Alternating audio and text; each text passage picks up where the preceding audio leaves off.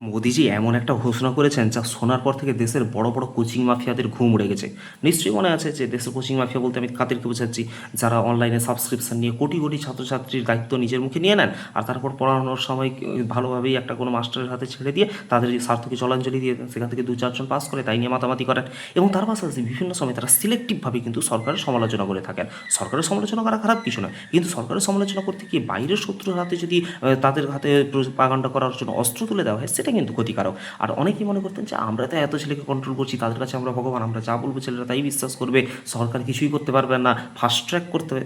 বিষয়টা বুঝতে পারছেন তো?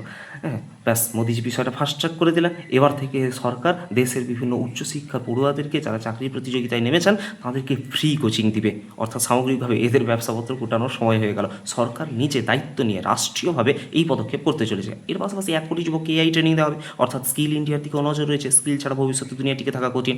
এবার এই বাবুরা কোথায় যাবেন?